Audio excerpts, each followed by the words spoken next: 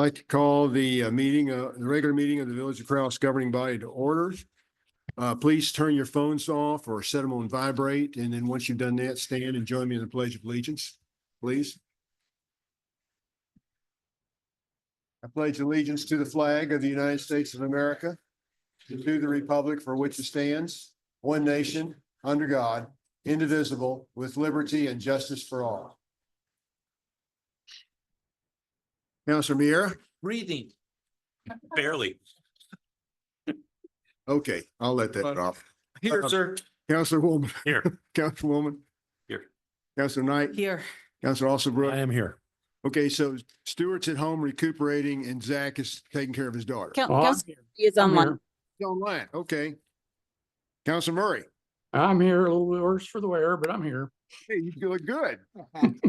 Yeah, in gray. All right, so we have a quorum. I need approval of the agenda, please. So moved. Second. Okay, I have a motion and a second. I'm going to make an amendment to the agenda, or at least I'm going to ask someone to make an amendment to the agenda. We're going to go into a closed session after we finish the records destruction resolution. Can I get a motion to do that, please? So moved, sir. Can I get a second? We Okay. need to make sure the motion includes the reason why we're going into, or what the exemption is. We're going to go into closed session under provision 10-15-1H8 for the discussion of the purchase or acquisition or disposal of real property or water rights by the public body. Okay, So moved. is that okay? Yes, All right. thank you. And second. In a second. All right. So all those in favor signify by saying aye. Aye. Councilor Murray? Aye. Okay. Now on the main motion of the agenda, all those in favor signify by saying aye, please. Aye. Aye. Aye. Good. Okay.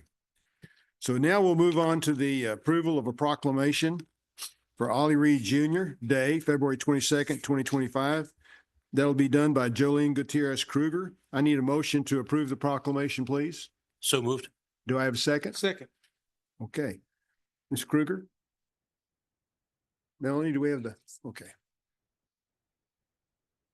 She's actually going to read the proclamation into the record. Oh, okay. Read it at home. This is the Village of Corrales Proclamation number 2501, Ollie Reed Jr. Day, February 22nd, 2025. Whereas Ollie Reed Jr. dedicated 48 years of his life to covering the good, bad, and beautiful in New Mexico as a writer and journalist for both the Albuquerque Journal and Albuquerque Tribune. And whereas Ollie Reed Jr. was a proud and longtime resident of the Village of Corrales, so much so that it is hard to find anybody in the village who didn't know him. And whereas Ollie Reed Jr. called Corrales the Mayberry of the Rio Grande in a 2019 Journal article in which he also lauded the village's neighborliness and safety. Quote, "I think just living here makes you a better person, helps you cultivate a good heart," he wrote. And whereas Ollie Reed Jr.'s storytelling embodied the rich tradition of Southern storytellers, weaving heartfelt accounts of famous dignitaries and community leaders, cowboys, war veterans, wise souls, wicked gunslingers, wistful travelers, athletes, artists, and average citizens. And whereas Ollie Reed Jr.'s exceptional work made an indelible mark on his profession, earning countless prestigious awards from the Casey Medal for Meritorious Journalism, Top of the Rockies, New Mexico Press Association, New Mexico Associated Press Managing Editors, and Best of Scripts, though his best award was bringing a good story to his readers. And whereas Ollie Reed Jr. was an esteemed member of the Western Writers of America since 2008 and was recognized by the group with the Homestead Honoree Award. And whereas Ollie Reed Jr. was also an integral to the work and writing of the International Western Music Association, New Mexico chapter. And whereas Ollie Reed Jr. was among the publishers of Max Evans and a Few Friends, a book following an iconic Western fiction writer through his life in 2014. And whereas Ollie Reed Jr. was a faithful parishioner of San Isidro Catholic Church in Corrales and a volunteer with the St. Vincent de Paul Society, helping Corrales residents in need. And whereas as Ollie Reed Jr. was so beloved in his adopted hometown of Corrales that community members held 3 memorials in the village for him, including a public Catholic Mass at San Isidro Catholic Church on December 5th, a gathering of Western writers and musicians at Casa Vieja on January 12th, and a celebration of life bringing friends and former colleagues from across the country to Casa Vieja on February 22nd. That's upcoming. Casa Vieja was one of his favorite places, and he was a frequent patron until his death, November 19th, at his Corrales home at the age of 76. Now, therefore, I, James F. Fahey Jr., Mayor of the Village of Corrales, Sandoval County, State of New Mexico, proclaim February 22nd, 2025 as Ollie Reed Jr. Day in the Village of Corrales and call upon the people of the Village of Corrales to honor Ollie Reed Jr. and the positive impact he had on our community and beyond for nearly 5 decades. Passed, approved, and adopted by the governing body of the Village of Corrales, New Mexico, this 11th day of February, 2025. Thank you Thank so much. It's very nice. I didn't mean to put a lot of pressure on you guys, but I thought it would be better to have her read it before we actually voted Yeah. on it. Yep. Yep. So how do you vote? All those in favor signify by saying aye. Aye. Very good. All right. Thank you so much. You know, he did a lot, and that's why there were so many recitals. You know, all the whereas's. So now we'll move on to a presentation by the Corrales Bicycle and Pedestrian Advisory Commission by Dayton Voorhees Righty. and Joss Scrivener. Who's going to go first? If I could just, that was so wonderful. My wife Sarah worked with Ollie for many years. So that was nice. Dayton Voorhees, 940 West Ella. I'm here representing the Bicycle and Pedestrian Advisory Commission along with Joss Scrivener. So I just want to say a few things, and I'm going to turn it over to Joss for most of the presentation. We're 7 members. We meet monthly. Stuart Murray comes to our meetings, for which we're really grateful. It's great to get his input and council's perspective for us. A lot of what we do, we work with other commissions. We spend a lot of time working on selecting where crosswalks should be. And we did that with mainly the equestrian people, along with Mike Chavez. When we developed the proposal for the Gonzalez Trail, we worked with Parks and Rec and the Library Board. We've worked with the Bosque Commission about e-bikes and other issues. So since there's so much cross work done, we support the part of the trails master plan that called for developing a coordination type facility within the village administration to help commissions work together. I think it would be more efficient for us. We'd get a better product over to you. The other thing I want to mention is it's been really important for us to have young people as part of our commission. They bring an energy and the perspective that we don't get otherwise. And I think it's a win-win. It's certainly a win for our group to get their input. And I think it's a win for the young people to get a taste for meetings and volunteering opportunities for community. I'm going to turn it over to Joss Scrivener. Let me just say, as part of introduction, Joss is a senior at Cibola. She's going to be going to UNM next year. And tomorrow morning as part of the ROTC Precision Marksman Rifle Group. She and 3 others from Siebel are flying to Anniston, Alabama to compete Wow. in the Precision Marksmanship National Championship. Wow. Wow. So,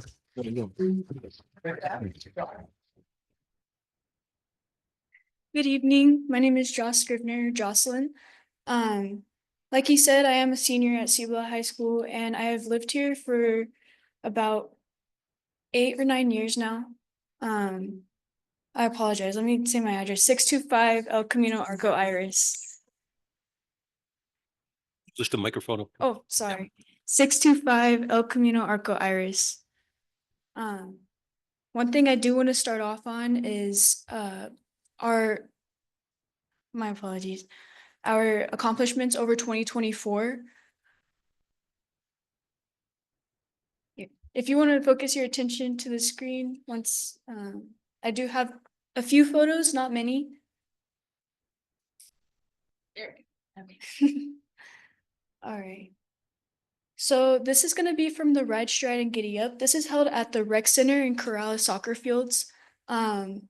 Right here in these pictures, we have given away free helmets to promote helmet use amongst younger kids as well as like adults. Whenever I was younger, I did have a bicycling accident down my road, and I had gotten a concussion from not wearing a helmet. So that's another thing we want to promote, obviously.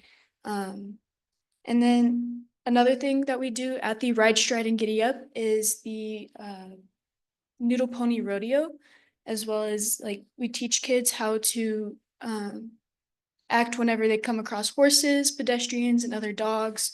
They make these little noodle ponies just to make it a little more fun.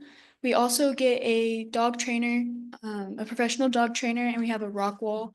The dog trainer will help teach others about how to exactly walk their dog, not walk their dogs, but what to do whenever cyclists and equestrians come across.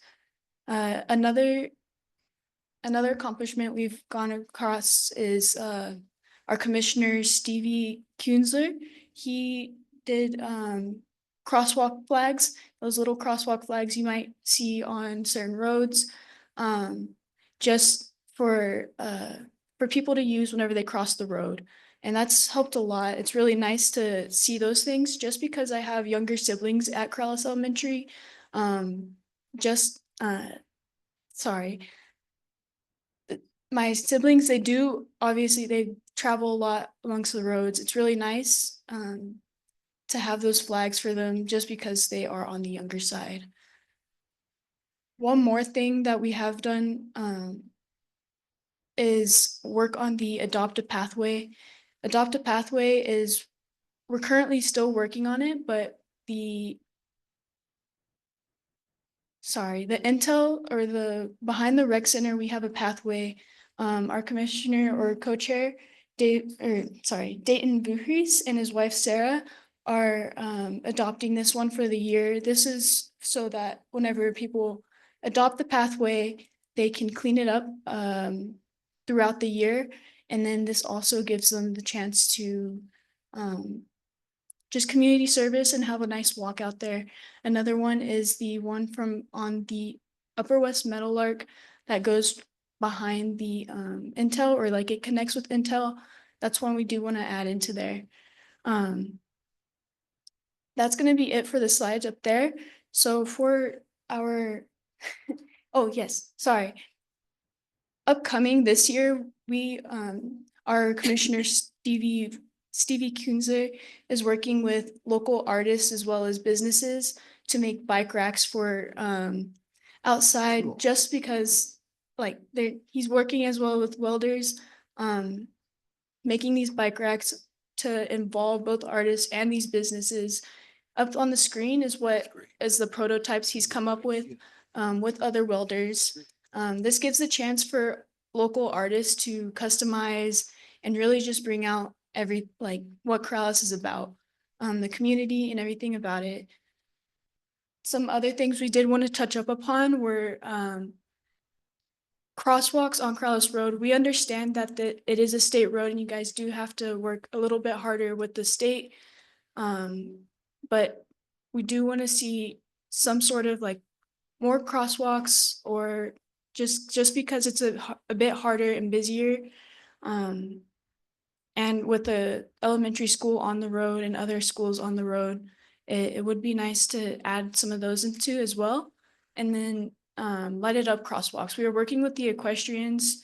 They wanted to see if we could both add a button up higher, as well as one lower for pedestrians and cyclists, and then one for people who are on horses. And I think that's going to conclude my presentation. Are there any questions? Yes, ma'am? Yes, Counselor Knight. Thank you, Mayor. Great job. Good luck you. tomorrow. Yep. I was gonna ask you, I'm an e-bike rider Mhm. and I know I can't go in the Bosque. But is there any way or any talk about at least letting e-bikes go on the upper level in the Bosque? Not in with the trees, but on the by the ditch bank. Well, that's come up in our group, and I can say that the feelings are mixed. And I think that to get that approval, it's gonna have to go through the Bosque Commission and probably maybe even GCE. yeah, the other people that are involved in that. But I'm sympathetic. I'm personally sympathetic to that. E-bikes get more people out And riding, older people. and older people as well. So. Okay, thank you. Yes, Counselor Woolman. Yes, Dayton, if I could ask a quick question on the bike trail we completed at the Thompson fence line on the sagebrush. Is that getting much use these days? Do you know? It's getting more use since the connection going up Sagebrush got paved. That's gonna be our second adopt a pathway. Because it gets really dusty and sandy. It needs to be swept, actually. But better than the rocks. Oh, much better than rocks, and Right. it's a fast ride down. Yeah. I can imagine. And it's so much safer. Yeah, much safer. It's Great, so thank much you. safer. Sure. Thank you, guys. Appreciate it. Mayor, this is Councilor Murray. Oh, Counselor Murray, wait a minute, don't leave. Counselor, Well, this is just a comment, and just I want to reiterate too that we should get that pathway around the Gonzalez property in place, because I know we've been working on that for a long time, but let's try to get that one done so our bike folks can come off the ditch and have an access to the library and so forth. Thank you. okay. So now we'll move on to the administrator's report. Mr. Curry? We'll start off with Tanya. She's got some information on health tonight that is a little bit disappointing. Thank you, Mayor, Counselors, Administrator Curry. So let's start off with the newest in New Mexico. New Mexico released a health advisory network, a HAN released today. They had done one on the measles outbreak in Texas, but now we do have one measles case detected in Lee County. It is not related to travel to Texas or any other place. It is a teenager. They have listed the places in Lee County that the person who had measles was at. So once again, Department of Health is asking people to validate their children's vaccines, make sure they're up to date. If you didn't have measles as an adult, you should, or if you're born before 1957, you should be talking to your physician, or if you're at high risk, talking to your physician or healthcare provider and see if you need a booster. So hopefully there aren't a lot of cases coming out of that, but measles is highly contagious. We'll move on to H5N1. More poultry flocks across the United States have been found positive with H5N1, both commercial and backyard. So far, we don't have any in New Mexico recently. I did just finish searching that. In the last 30 days, we haven't had any. More waterfowl deaths, not in New Mexico that I have seen reported, but more of your northern states as the migratory bird season starts. There has also been a new cattle in Nevada. They found another herd with the H5N1, but this one has a different, it's with the D1.1, which is more related to the birds. And there is another dairy worker who has H5N1. I do not know any status on how sick they are, or if they're not sick. More domestic animals, especially cats, and that is going to be a concern as we move into migratory bird season. Cats that have contact with migratory birds and birds with H5N1 are very susceptible to it, and then the cat comes into the house, so we're not wanting to get more recombination events. Respiratory season is still in full swing. I know I said I was hoping that it was going down, but we are getting a second peak of influenza-like illness. This peak is the the largest one since 2009. And the 0 to 4-year-olds are the highest with the flu activity nationwide, with the 5 to 17-year-olds having more ED visits. And for last week, we had 38,255 people in the hospital with flu nationwide. This was an increase of 22% from 2 weeks prior. The most admits are people 65 plus, and we're now up to 47 pediatric deaths from influenza. This year, they estimate 11,000 people have died from influenza. Influenza A is the most common type that's out there, with about a 50-50 split between H1N1 and H3N2. It's still a good time. If you didn't get your flu shot, I actually got asked this weekend to get your flu shot, because we don't know if this second peak's going to last a couple of weeks or a couple of months. Going on to COVID, wastewater nationally is considered high nationally. It's decreasing only in a few states. Hospitalizations are decreasing, but deaths are increasing. Remember, that's a lagging indicator. The last update, and CDC is still doing some updates, but the last update says 1.5% of all deaths were COVID related. For the week of January 4th, which is the most current data they have on deaths, because it takes a while to put together, there were 773 COVID deaths. The reason why I'm bringing that up, it's the highest number since October of 2024. Most of these deaths are people over the age of 50, with 6%. 65 to 70 was 17%, and 75 plus was 77%. I always find that very important for Corrales, since we're 66.6% over the age of 65, and very important.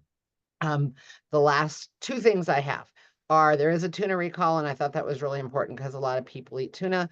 Tuna recall from Tri-Union, so it could be Genova, it could be Van Camp or other store brands like Costco or Trader Joe's or Walmart. They're worried about botulism due to loose lids. I did not see any reports that anyone had gotten botulism for it. So if you've got those, you need to call the store or throw it to get a refund or throw it out. The final two things I have is not health related, but it is village related. We're doing a community wildfire protection plan meeting tomorrow from 6 to 8 in the council chambers. It will be on Zoom. The community wildfire protection plan is something we update about every 5 years, to show our hazards, to show things we think we need to fix our hazards. And this is the community input time. There is also a link that was sent out if you can't attend but want to share your concerns and worries.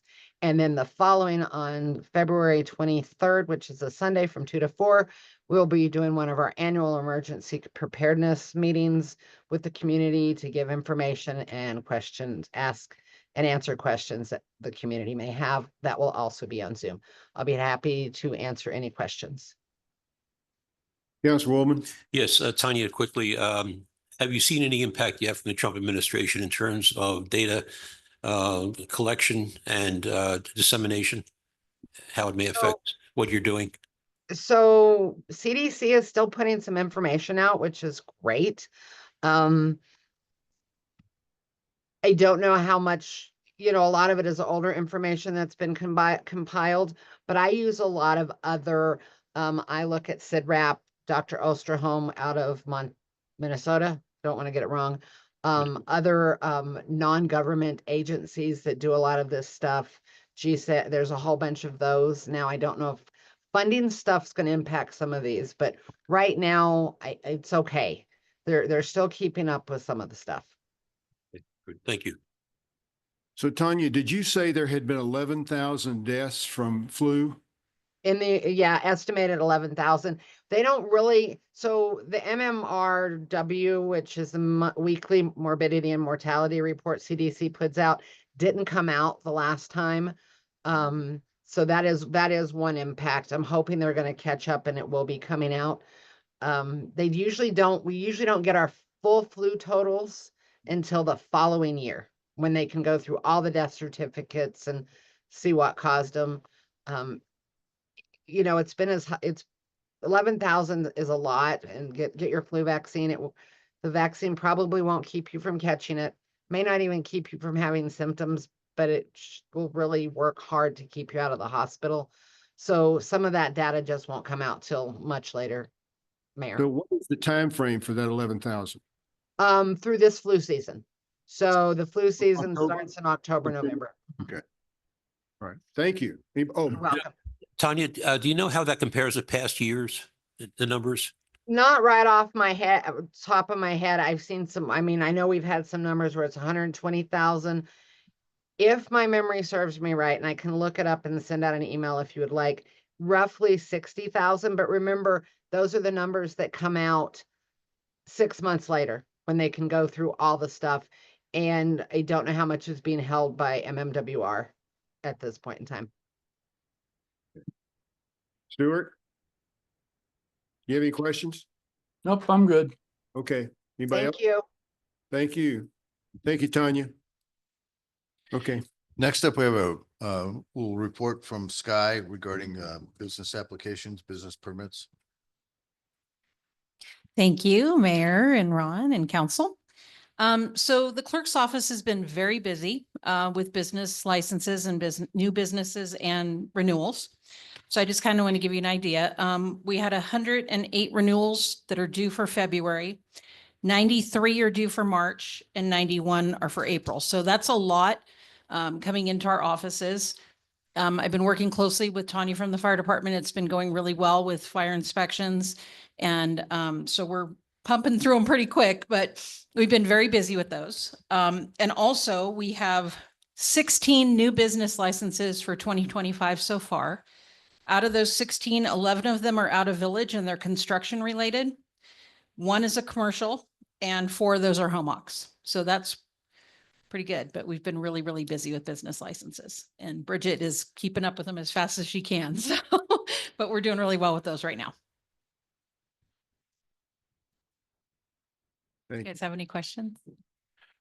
I would just add to all that is that Sky, working along with Tanya and the fire department, have made an effort to make sure that the amount of money that we're collecting is as much as we can based on what the lodger's tax ask us to do. And it may seem like an insignificant amount of money, but what we're trying to do is get a good compilation of all the people who are doing business in Corrales. And it gives us a good leading indicator as far as what we try to do is when we're planning. So that's very important. Just the last thing I want to mention is that we have been, the swimming pool continues to win awards, even when it was broken last year. And so this year, before it opens in late May, we will have a new filter and a new heating element in there that will make it back to normal. And so we're looking forward to that. And so we'll be bringing some of those costs to the council in the form of a budget adjustment request sometime before then. But it's something that we have to get done. And I just wanted to give you a heads up before we get there. That's it, Mayor. Yes, sir. Councilwoman. Yeah, 2 questions if I could. As I mentioned at the last meeting, given the importance to our farmers, I'd be asking every meeting about the progress of negotiations with the Pueblo of Sandia. And if you have any insight as to what's happening between Sandia and Isleta Pueblo, that came up last meeting. I can give you some, I don't know if insight is the correct word, but I know we've had conversations with Mike Hammond. We've had conversations with Damon Eli, and, you know, they put on, Mike and Sam have put on some presentations. The negotiations are kind of hard to put our arms around still. And there's been a lot of side conversations, and I expect during the course of the legislature, we'll see some more discussion around it. But to be honest with you, Counselor, there's nothing that I can point to that would say that there's going to be an agreement made someplace. And we are scheduled to have MRGCD update on the 25th still. Correct. Yes. The other question I have is, can you tell us what's happening with the Wells Fargo building? Yes, we are in the process of there was some asbestos in there. And so we're having that remediated. We're in the process of getting that contract signed, and also getting some floors laid in there, some wooden floors that will be laid in there so that we can start having meetings in there. We've taken out most of the furniture, letting it go to other departments within the building, within the village. And so we're just trying to get it to a point where we can start having some meetings, and we're still looking at potential plans for, building it out to something other than it is. But right now, we just want to get into a situation where we can start having meetings there. Great. Any progress on taking the sign down? No. Okay. Good. Thank you. Yes, ma'am. I don't know if this is the right time to mention this, but I went to the water rights meeting that was over here last Yes. week. And Tessa mentioned that one thing they are doing about the siphon is they're adding another pump. So instead of having two Yes. pumps, they're gonna have three. So that's one positive thing. I mean, you have to look for positives because we just have to wait on the siphon being redone. So, As long as there's water. yeah, as The long as there's pumps. water, the Yeah. pump will work, Yeah. right? There's a lot being done with water, and we'll continue to discuss that. But just some of the work that we've been trying to do, and Melanie's accumulated some documents and records that will be showing up in one form or another on the website. And she's been working with Tessa on trying to get some accurate data up there, both historical and looking forward. And there's the coalition of the farmers that you talk about. There's private conversations going on with trying to influence, understand what's going on with Sandia Pueblo. And so there's a lot of activity. I know Councilor Miro's got some activity going on in the legislature focused around water.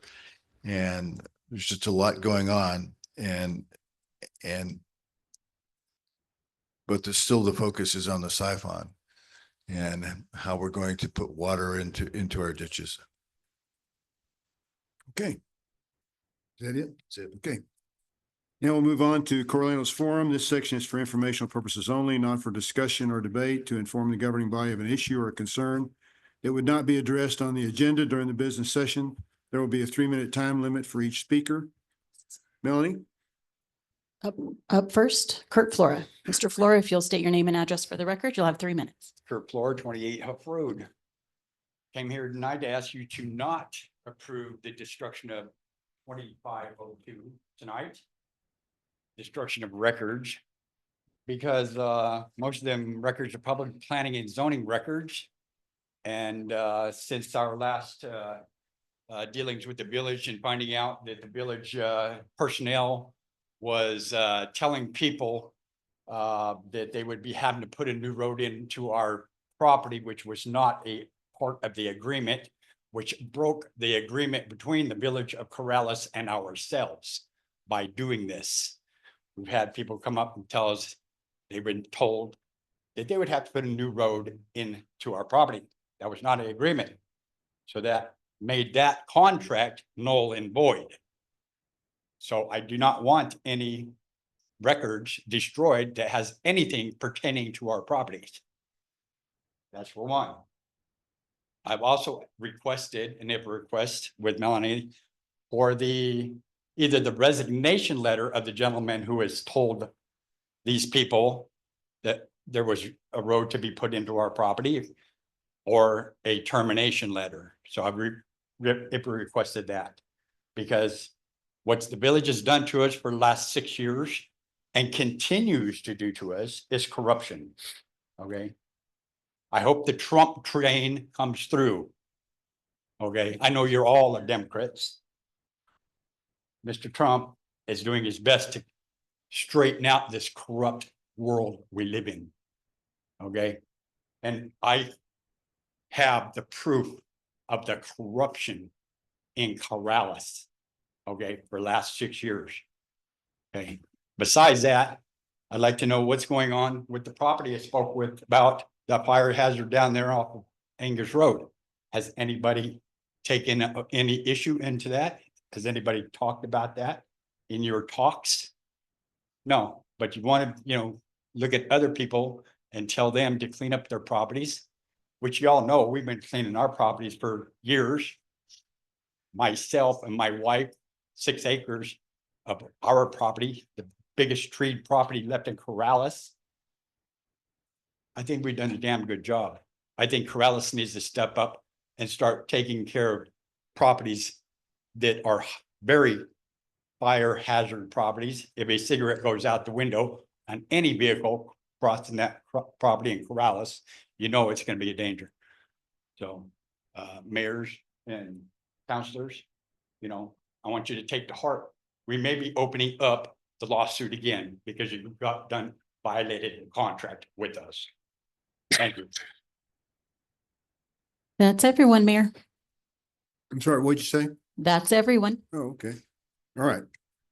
Well, now we'll move on to Councilors Forum. This section is for informational purposes only, not for discussion or debate, to inform the governing body of an issue or concern that would not be addressed on the agenda during the business session. A council member may respond to an issue or a concern brought up by a resident in the preceding Corrales Forum, but to remain in compliance with the Open Meeting Act, the subject will not be up for debate or further discussion. So, does anybody have anything they want to start with? Councilwoman? Yeah, quickly, just an update on the Sandoval County Animal Shelter. Utility installation started this month. It'll take about 14 weeks. County has all the money and the land it needs. And our county commissioner, Kathy Brooks, has insisted that the shelter be completed by the end of her term, which is in December 2026. So it looks like we're finally getting some progress on that. That's it. Councilor Murray? Do you have Nope. anything?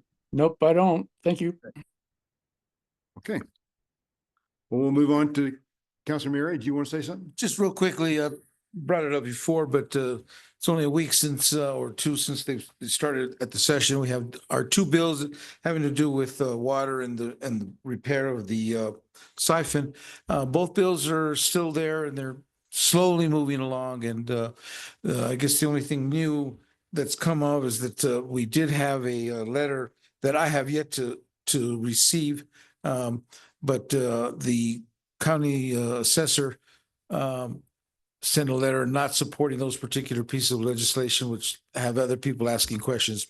But that's all part of the drama that comes with being in the legislative session. So your state rep is doing a very good job keeping those bills moving and answering those questions when asked. Okay. Thank you. Anyone else? Okay. Move on to the consent agenda. I need a motion to approve the consent agenda, please. So moved. Second. In a second. All those in favor signify by saying aye. Aye. Aye. Now we'll move on to new business, consideration, action, approval of resolution 25-02, records destruction. Need a motion to approve. So moved. Second. In a second. Any discussion? Yes, sir. What was brought up as stated, can be brought up at a time. Kurt's position, what records, do we destroy them or do we take pictures and then we destroy them? Any hard copies of records are destroyed. They are shredded. So we do not keep any copies of things that are not necessary per our retention schedule. Yes, ma'am. Thank you, Mayor. So this goes back to any record past 22? So it depends on what records we're talking about. If you look at the spreadsheet that was provided in the packet for you, some records have a 1-year retention period, some have a 5-year retention period. Things like council minutes and agendas, things like that that have to do with the council, those are permanent. Those are never destroyed. So there are some things. Mr. Flora, this is not the time for you to speak. Thank you. So if you look at the list of P and Z, it lists out specifically what records are being requested to be destroyed. Anyone else? How do you vote? Counselor Alsobrook, Aye. Counselor Knight, Aye. Counselor Woolman, Aye. Counselor Mira, Yes, sir. Counselor Murray. Aye. Okay. Now I need a motion to go into closed session under provision 10-15-1 H8 for the discussion of the purchase, acquisition, or disposal of real property or water rights by the public body. Do I have a motion and a second? I move that we go into closed session. Okay, Second. in a second. Okay, all those in favor signify by saying aye. Aye. Aye. Okay, so we are in closed session.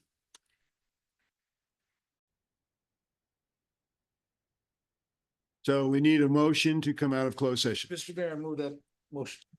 So you make a motion that under provision 10-15-1 H8 that we are coming out of closed session and no decisions were made, no votes were taken.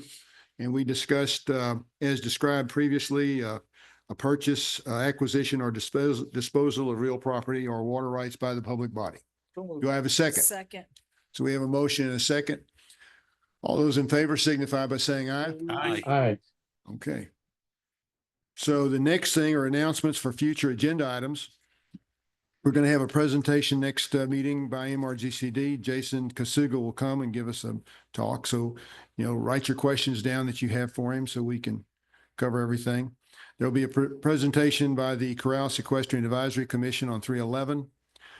We don't know when we'll see the comprehensive plan, but as soon as we get a clean plan for you guys to start looking at. Now, how about the plan that's on the website? So there is a plan. If you go to the public records portal, there's a copy labeled.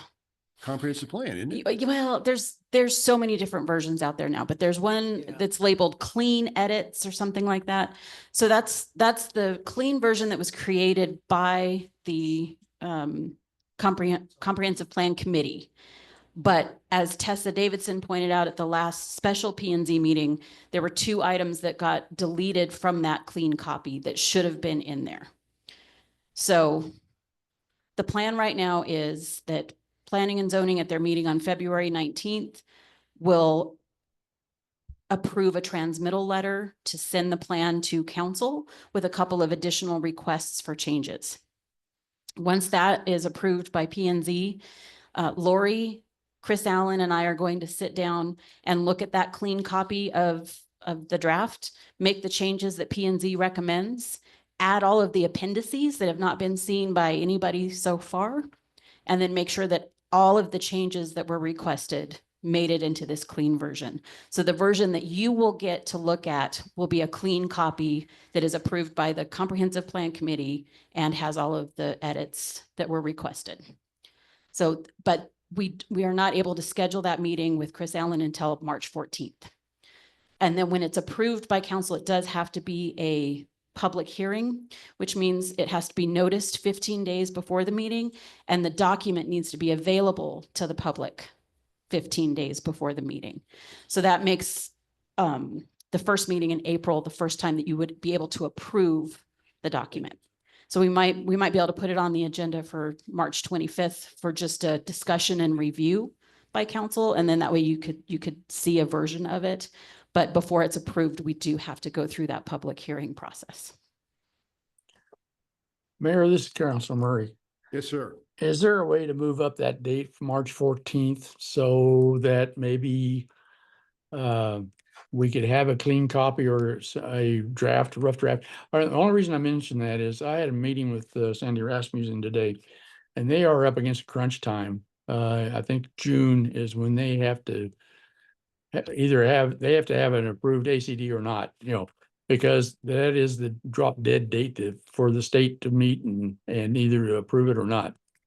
I'm not pushing to have the ACD approved, but just to let you know, we've pushed off the ACD now here for what, 6 months? And we need to think about how we can accommodate Main Street in order to make sure that they get within their timeline. So it's on March 25th. Yeah, I understand that, but the biggest issue we had from last time was we hadn't seen the comp plan. I mean, as long as I think if we can see a rough draft and have something to compare with, I mean, it may not be the final version that we approve, but if it has sufficient information in there that says, okay, the ACD is a supplement of this, then I think, we need to make a decision about the ACD coming up on March 25th, because we pushed it out way too long now. I mean, we could have a version up for discussion on the 25th, but we wouldn't be able to get it approved by then. Well, then, and that might be sufficient, as long as the council has a copy, and then we'll have the ACD up for approval. So maybe that is the way to go, as long as we got some information about the comp plan that we can refer to and compare it to the ACD, and then we make a decision on the 25th for the ACD. And so you think when's your meeting again? The 15th of March? We will be able to have it available to council for a review on March 25th. But they wouldn't be able to vote on it because it has to be. I know, but you a public said you hearing. were going to meet with Chris and, We're gonna meet March 14th, which is a Friday. okay. And the reason it's put off so late is because Lori's out of town and then Chris has appointments and I have appointments and But- So they might be able to start looking at it, reading it on the following Monday? I don't know. I can't promise that. Okay, but as soon as. But I've told Chris the goal is to have it in the packet for March 25th. So that's the date we're working with. So we'll have it done by the Thursday before that meeting. Thursday before the 25th. I'd like to understand more about the deadline for, Stuart, could you go through the deadline again? because they've had deadlines before that Right. came and went. And Well, so what's the- apparently Sandy says that the state Arts and Cultural District meeting is in June. And they've had this request in for the ACD since 2018. My understanding is that there is a possibility they might have to redo it because the information is so old. I think they're just under the gun right now to get something either approved or not that they can submit to the state Arts and Cultural District folks. She's worried that the information may be stale because it was 2018 when they started this process. And here we've already pushed it out another 6 months because we have complaints that we haven't been able to compare it to the comp plan and make sure it's so forth. I just think that, they may need at least another month or so, just to make sure they get all their ducks in a row. So when they go to the State Arts and Cultural District meeting in June, they've got their ACD either approved or not. So, I mean, I'm not moving to push to move to approval, but I think we've put this off long enough. I was ready to take action last time, but Zach, jumped in there and pushed it out a little bit. But that's the way things are. That's the way council works. So I want to make sure that we don't impede Main Street in some fashion that puts them in a bind. So okay, I'll try to find out a bit more. I mean, if the information is stale, as far as the state's concerned, us doing anything in a month or two or whatever it is, doesn't gonna change change. the staleness. Yeah, well, we They may may not have to know, do that's up to them, but Exactly. Okay, so we'll plan on doing it that way. When we will have it up for discussion on the 25th. And then we will have the ACD plan on for approval. sounds like a plan to me. All right. Anything else from you guys? Okay, looks like we've done all the business of the village and I'll adjourn this meeting.